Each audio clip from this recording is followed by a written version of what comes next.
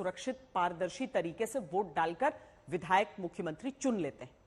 लेकिन सिस्टम और सरकार गुजरात में 17 लाख बेरोजगारों से जुड़ी भर्ती परीक्षा पारदर्शी तरीके से कराने में फेल रही। तभी तो गुजरात में रविवार को जूनियर क्लर्क की भर्ती परीक्षा रद्द करनी पड़ी।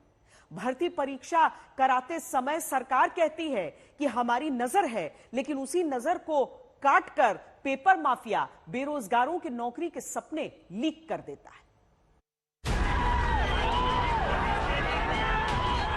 आपाधापी, धक्का मुक्की, लाचारी, मजबूरी, इन सब को मिलाकर जो एक शब्द बनता है वो है बेरोजगारी। उसी बेरोजगारी में अगर पेपर लीक ना होने से रोक पाने वाली सरकारी नाकामयाबी मिला दीजिए तो ये तस्वीर है गुजरात की।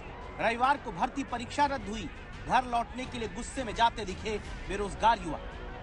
इनके चेहरों को देखिए, कोई घर से पूजा करके आया, कोई घर से दही चीनी खाकर आया, कोई वादा करके आया कि इस बार एग्जाम निकाल कर पक्का नौकरी पाऊंगा।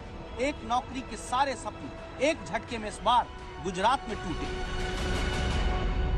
जो सरकार है उसे एक्शन लेना चाहिए, क्योंकि बार बार जो पेपर फूट रहे हैं और विद्यार्थी के जो नुकसान हो रहा है उसकी वजह से सरकार को पेपर कैसे फूट सकता है। 29 तारीख की सुबह गुजरात में जूनियर क्लर्क भर्ती परीक्षा होनी थी।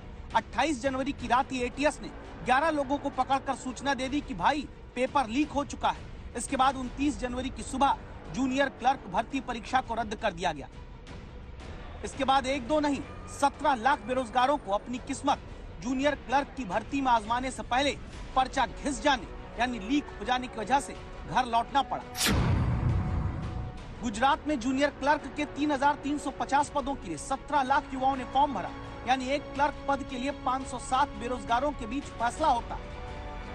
लेकिन पिछले महीने जहां विधायकों का चुनाव बिना किसी लीक के हो जाता है, वही व्यवस्था बेरोजगारों का नौकरी के लिए चुनाव कराने में फेल हो जाती है। जो बार बार पेपर लीक हो जाते हैं, कौन जिम्मेदार है? इसको तो सरकार जिम्मेदार होगी ना।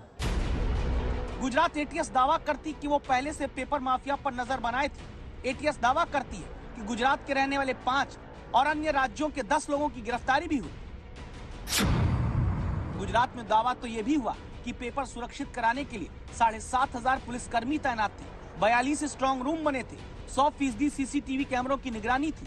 पेपर सुरक्षित सेंटर तक पहुंचाने के लिए 939 रूट तय हुए थे। इन सारे दावों को धता बताकर पेपर माफिया ने गुजरात के बाहर से भर्ती परीक्षा का प्रश्न पत्र लीक करा दिया।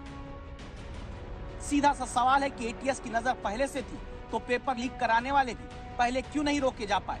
काश भर्ती परीक्षा सुरक्षित कराने की प्रणाली का भी कोई मॉडल गुजरात में बन जाता तो लाखों बेरोजगारों को नौकरी के लिए यूं अटकना, भटकना और लटकना न पड़ता। गोपी घांघर के साथ सौरभ वक्तानिया, अहमदाबाद, आज तक।